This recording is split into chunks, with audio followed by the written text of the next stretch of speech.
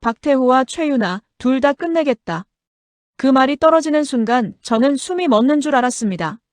클로이는 웃고 있었거든요. 그 차갑고 완벽하고 단 한 점의 흔들림도 없는 그 미소로. 이 여자 처음부터 모든 걸 알고 있었던 겁니다. 잠시 시작하기 전에 구독과 좋아요 꼭 부탁드립니다. 여러분의 작은 클릭 하나가 더 좋은 리뷰를 만드는 힘이 됩니다. 자, 오늘 이 회차를 제대로 즐기시려면 지금까지 쌓여온 이 드라마의 방대한 관계망을 먼저 한번 차근차근 짚어드려야 할 것 같습니다. 처음 보시는 분들도 지난 회차를 봤지만 복잡해서 헷갈리신 분들도 오늘 이 리뷰 하나로 완벽하게 정리가 되실 거예요. 그러니까 일단 끝까지 따라와 주세요. 붉은 진주는 표면적으로는 재벌가의 권력 다툼을 다루는 복수극처럼 보입니다. 화려한 집무실, 차가운 악수, 검은 정장을 입은 사람들이 서로를 향해 칼을 갈고 있는 그 그림. 사실 처음에 저도 그렇게 생각했습니다. 또 다른 재벌 드라마겠거니 하고요. 그런데 이 드라마는 달랐습니다. 그 화려한 겉포장을 한꺼풀 벗겨내면 그 밑에는 단 하나의 죽음이 있습니다. 20년 전에 일어난 한 남자의 죽음. 공식 기록에는 사고사로 남아있지만 실제로는 치밀하게 설계된 살인이었던 그 죽음. 그게 바로 이 드라마 전체의 씨앗입니다. 그 남자의 이름이 백준기입니다. 백준기는 아대그룹이 지금의 모습이 되기 훨씬 전 이 그룹의 초창기를 함께 일군 핵심 인물이었습니다. 겉으로는 임원 중 한 명처럼 보이지만 실제로 그가 그룹 초기 자본 구조에서 차지하던 지분과 역할은 공식 기록 그 이상이었습니다. 그리고 박태호 최재성분은 그것을 알고 있었습니다. 아니, 정확하게는 그것 때문에 백준기를 제거해야 했습니다. 20년 후, 지금 이 이야기의 중심에는 백준기의 딸이 있습니다. 클로이. 본명 백진주. 남상지 배우가 연기하는 이 인물은 이 드라마 전체를 통틀어 가장 복잡하고 가장 무서운 캐릭터입니다. 그녀는 아버지의 죽음이 사고가 아니었다는 것을 알게 된 순간부터 자신의 모든 것을 지웠습니다. 이름도 과거도 감정도. 그리고 철저하게 다시 태어났습니다. 복수를 위한 도구로. 이번 회차가 왜 이토록 중요하냐 하면 지금까지 클로이의 복수 계획이 박태호 타깃이라는 건 모두가 알고 있었습니다. 박민준 김경보 분도, 최유나 천희주 분도, 심지어 시청자인 우리도 그렇게 알고 있었죠.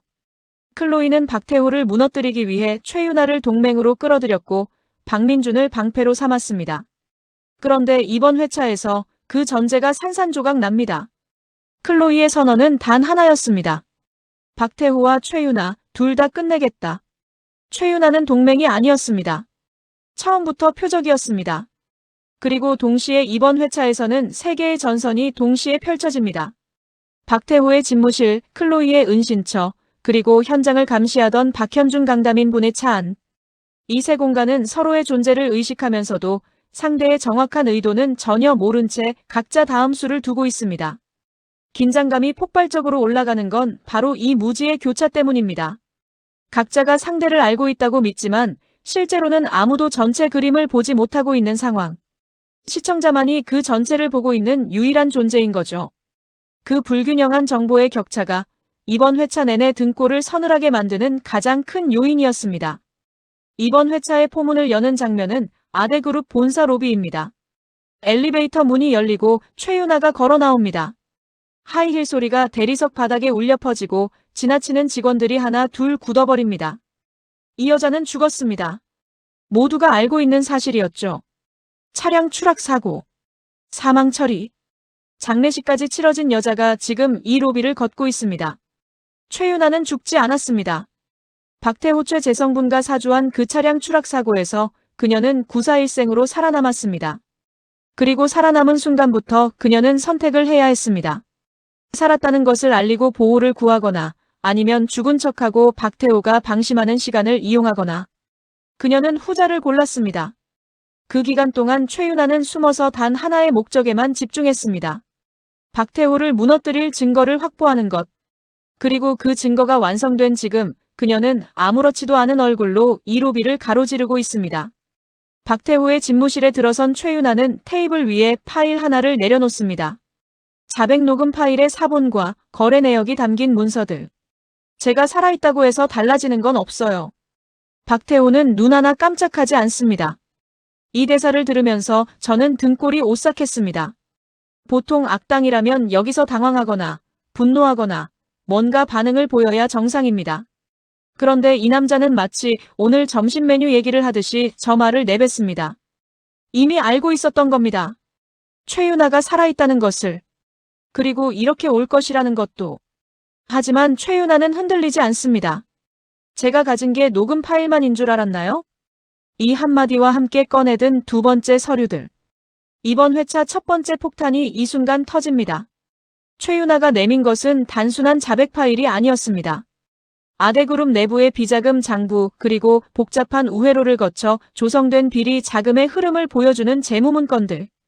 그것은 오정란이 보관하고 있던 것들이었습니다. 오정란.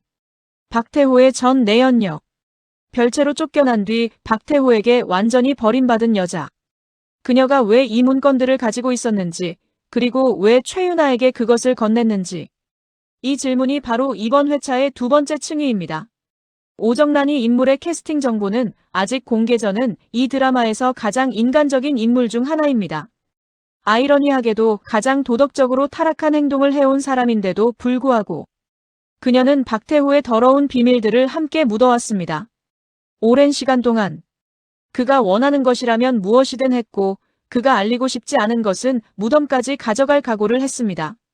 사랑이었는지 의존이었는지 아니면 그게 자신의 생존 방식이었는지는 모르겠지만 그녀에게 박태호는 전부였습니다.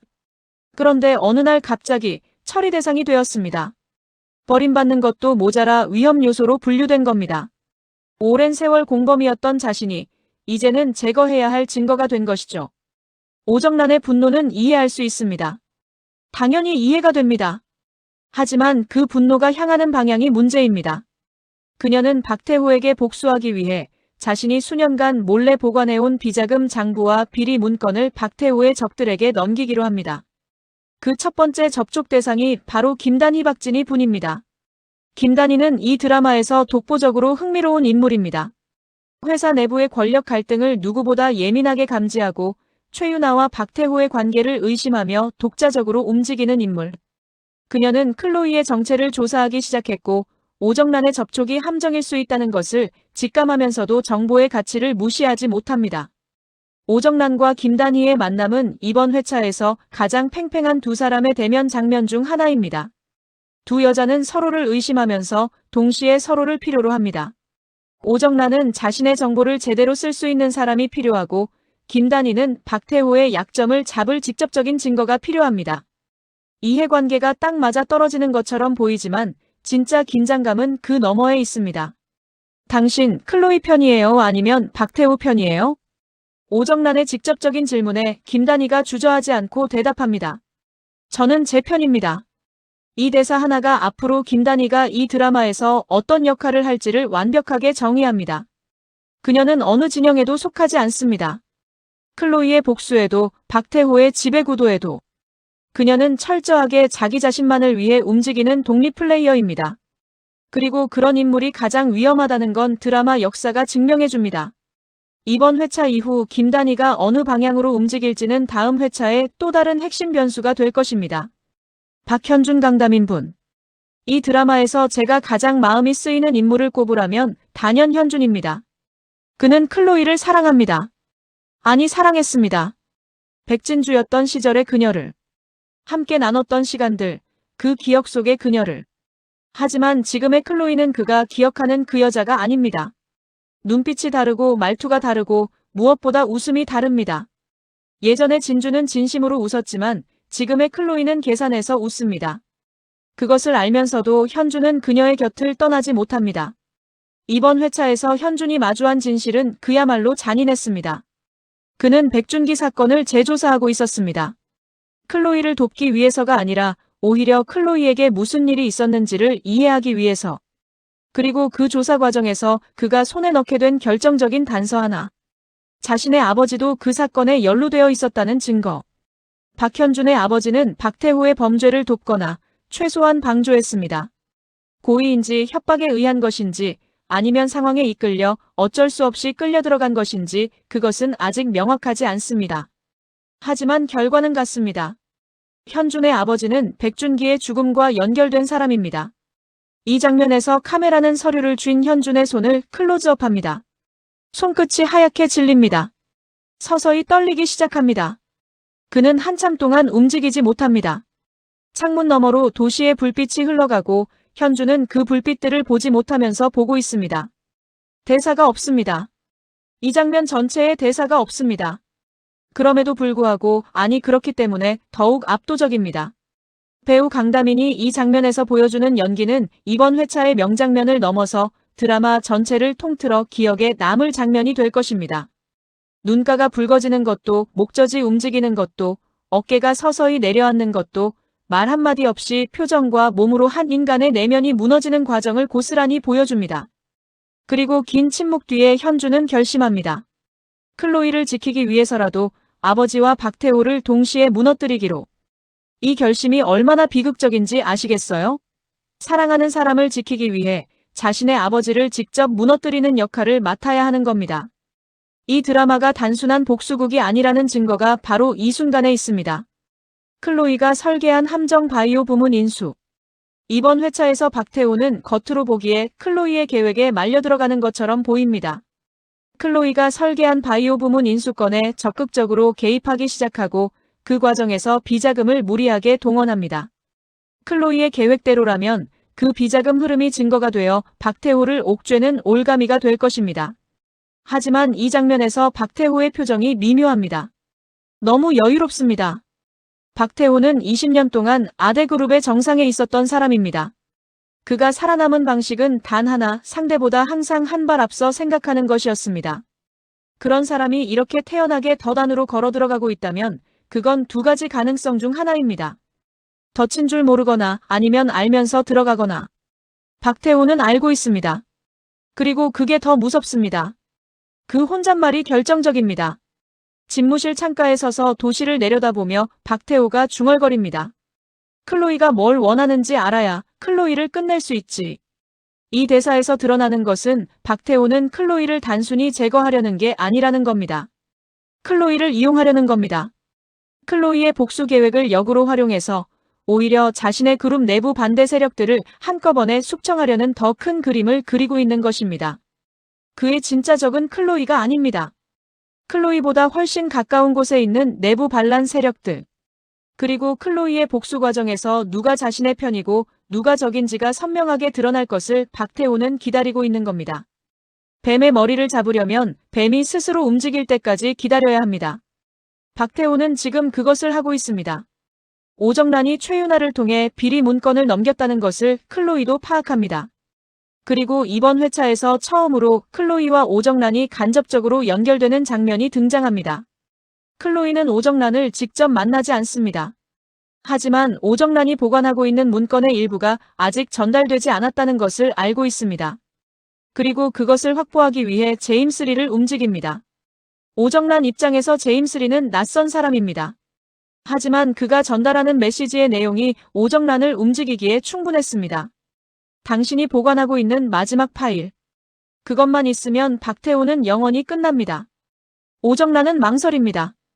그 파일을 내주는 것은 자신의 마지막 카드를 포기하는 것이기 때문입니다. 그것을 쥐고 있는 한 자신도 어느 정도의 보호막이 있습니다. 하지만 넘겨버리는 순간 자신은 더 이상 필요 없는 존재가 됩니다. 이 고민 자체가 오정란이라는 인물의 비극을 고스란히 담고 있습니다. 복수를 원하지만 그 복수를 완성하는 순간 자신이 위험해지는 구조. 어떤 선택을 해도 안전한 출구가 없는 사람. 오정란은 결국 파일을 내주지 않습니다. 이번 회차에서는. 하지만 그 망설임이 남긴 흔적이 다음 회차에서 결정적인 변수가 될 것입니다. 이번 회차의 마지막 폭탄은 예상치 못한 곳에서 터집니다. 제임스 리. 클로이의 측근이자 그녀의 계획을 실행하는 실질적인 조력자. 지금까지 그는 클로이를 위해 움직이는 충직한 파트너처럼 보였습니다. 하지만 이번 회차 말미에 짧게 등장하는 한 장면이 그 전제를 흔들어 놓습니다. 제임스 리가 혼자 있는 장면에서 그의 핸드폰에 짧은 문자가 옵니다. 발신자는 표시되지 않습니다. 내용은 단 한 줄. 파일은 확보했나? 제임스 리는 그 문자를 오래 바라보다가 핸드폰을 내려놓습니다. 그의 표정이 클로이 앞에서 보여주던 그 표정과 다릅니다. 무언가를 숨기고 있는 사람의 표정입니다. 이 장면은 몇 가지 가능성을 동시에 열어놓습니다. 제임스 리가 클로이와 별개의 목적을 갖고 있거나, 혹은 제임스 리가 두 진영 모두에 발을 걸치고 있거나, 아니면 그가 클로이보다 더 오래된 이 사건의 당사자이거나, 그리고 한 가지 확실한 것은 제임스 리는 최종 증거의 일부를 클로이에게도 공개하지 않은 채 따로 보관하고 있다는 것입니다. 클로이가 파악하고 있는 것과 제임스 리가 실제로 알고 있는 것 사이에 간극이 있다는 암시. 그 간극이 앞으로 어떤 균열을 만들어낼지가 이 드라마의 또 다른 숨겨진 뇌관입니다. 이번 회차의 마지막을 장식하는 것은 클로이와 박민준의 대면입니다. 박민준 김경 부부는 클로이를 진심으로 지키려 했습니다. 그녀의 복수 계획을 알게 된 뒤에도 그는 그녀를 막으려 했습니다. 위험한 함정에 대신 뛰어들었고 스스로 박태호의 죄를 뒤집어 쓰는 것까지 감수하려 했습니다. 그런 그에게 클로이가 말합니다. 너도 믿지 않는다. 민준의 얼굴이 굳습니다. 할 말을 찾지 못합니다.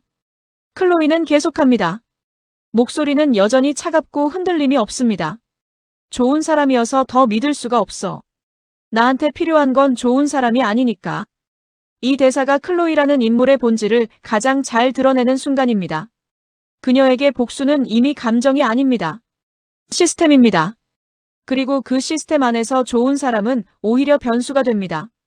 예측할 수 없는, 계산 불가능한 변수. 민준이 변수라는 것을 클로이는 알고 있습니다. 그래서 그를 밀어냅니다. 지키기 위해서가 아니라 계획을 완성하기 위해서. 이 장면의 잔인함은 민준의 눈물 한 방울에서 완성됩니다. 클로이가 등을 돌리는 순간 민준의 눈에서 소리 없이 눈물이 흘러내립니다. 그는 그것을 닦지 않습니다. 그냥 흘러내리도록 놔둡니다.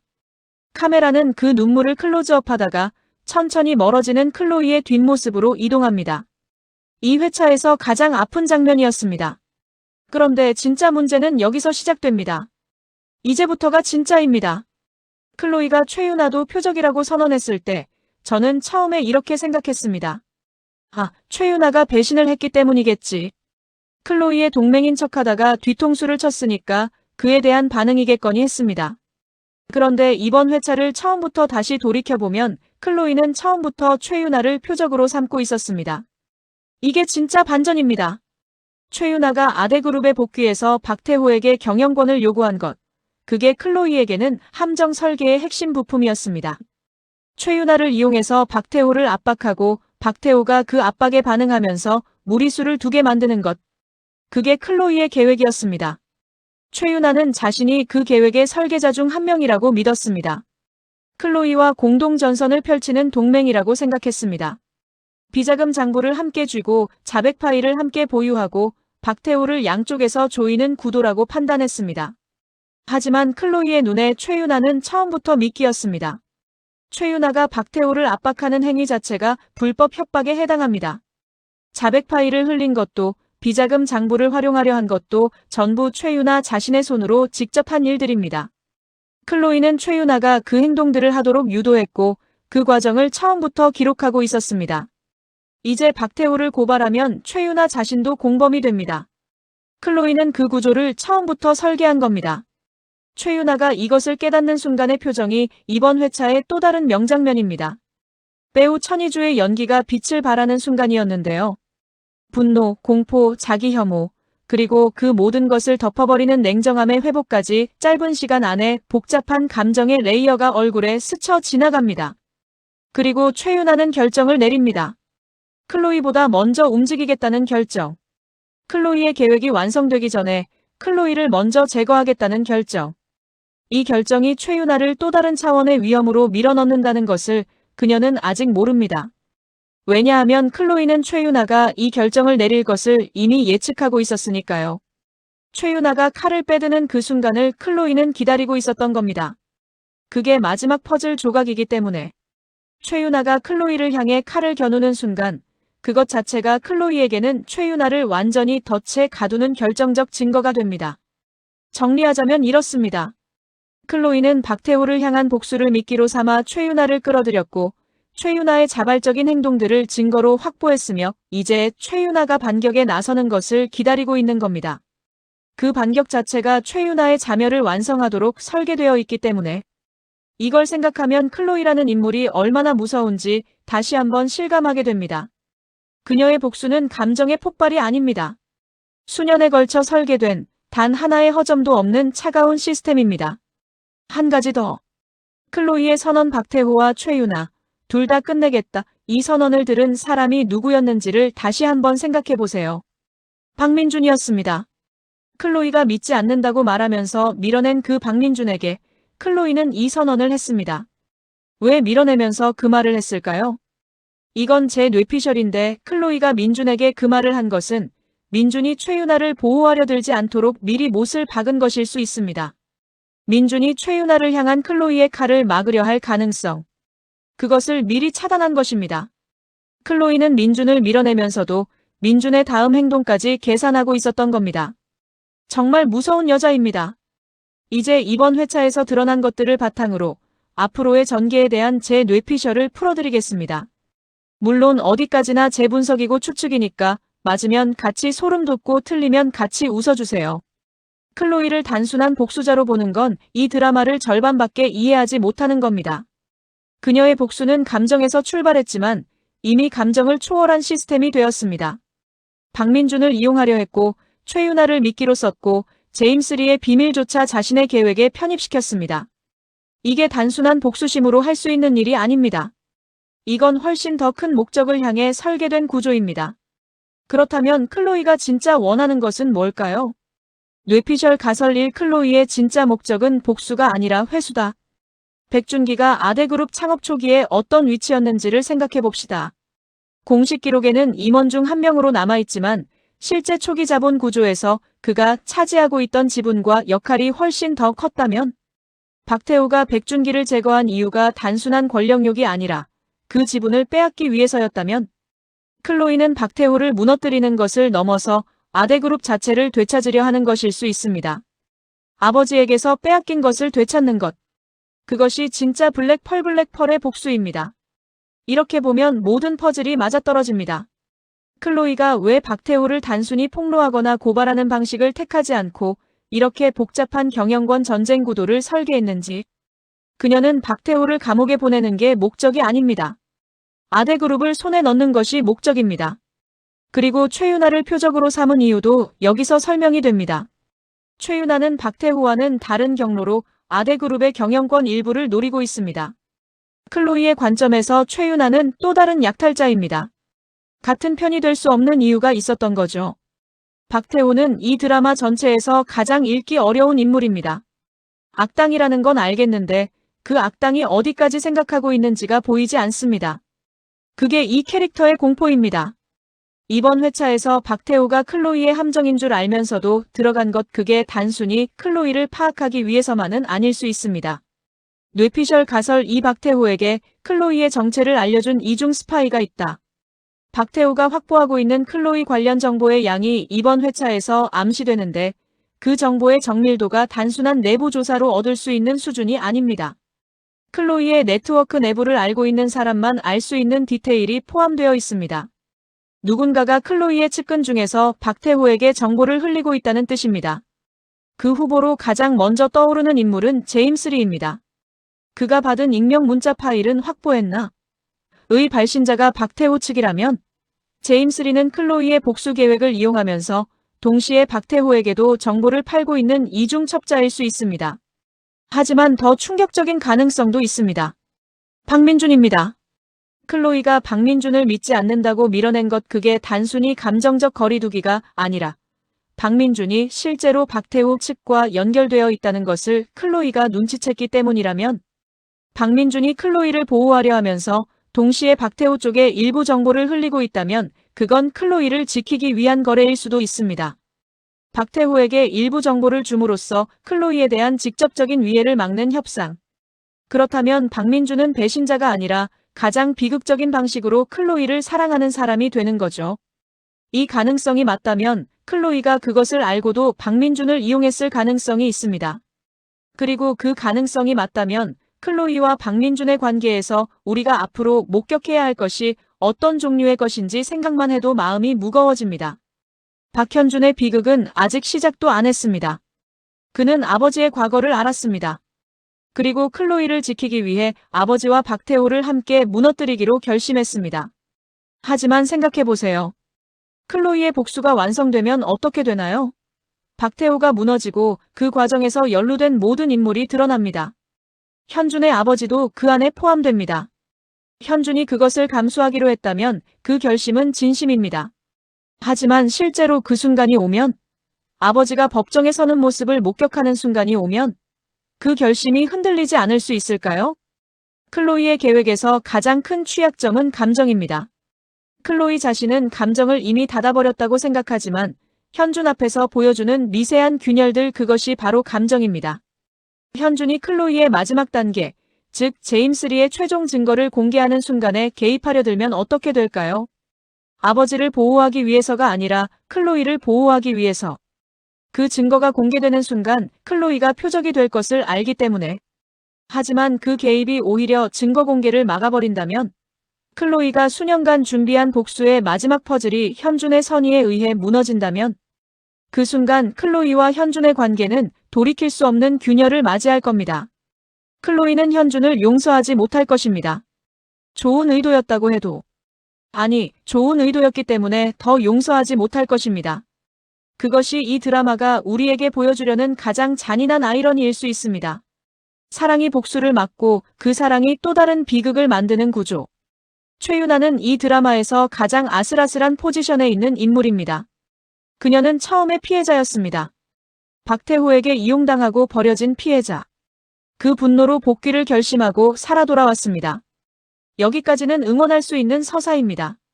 하지만 그 과정에서 최유나는 자신도 모르는 사이에 클로이의 체스판 위에 말이 되어버렸습니다. 그리고 지금은 그것을 깨닫고 역공을 준비하고 있지만 그 역공 자체가 또 다른 함정이라는 것을 그녀는 모릅니다. 최유나가 살아남으려면 양쪽 모두에 대한 보험을 갖고 있어야 합니다. 클로이에 대한 증거, 그리고 박태호에 대한 증거를 동시에. 그래야만 어느 쪽도 함부로 그녀를 제거할 수 없습니다. 최유나가 이번 회차에서 아직 공개하지 않은 카드가 있다는 암시가 등장합니다. 아주 짧게, 아주 절제된 방식으로. 하지만 그 암시가 의미하는 바는 최유나가 단순한 피해자 포지션을 넘어서 독자적인 게임을 시작할 수 있다는 것입니다. 물론 그 카드가 진짜인지 아니면 클로이가 그것마저 예측하고 있는지가 문제입니다. 제임스 리가 클로이의 측근이 된 배경이 이 드라마에서 명확하게 설명된 적이 없습니다. 클로이가 그를 선택했는지, 그가 클로이에게 접근했는지도 불분명합니다. 만약 제임스 리가 백준기 사건의 또 다른 당사자라면, 박태호에게 직접적인 원한이 있는 인물이라면, 그가 클로이의 복수에 동참한 것은 클로이를 돕기 위해서가 아니라 자신의 복수를 완성하기 위해 클로이를 이용한 것이라면, 최종 증거를 클로이에게도 숨기고 있다는 것이 바로 그 근거입니다. 제임스 리는 그 증거를 클로이의 복수에 쓰려는 게 아닙니다. 자신의 최후의 한 방으로 아껴두고 있는 겁니다. 그 한 방이 언제, 어떤 방식으로 터질지가 이 드라마의 후반부를 결정하는 가장 큰 변수가 될 것입니다. 자, 여기서 가장 중요한 질문을 드리겠습니다. 클로이는 선언했습니다. 박태호와 최유나 둘 다 끝내겠다고. 제임스 리의 최종 증거가 존재한다는 것도 알고 있습니다. 박민준을 밀어냈고 박현준은 결심을 굳혔습니다. 이 모든 조각들이 맞춰지는 순간이 다가오고 있습니다.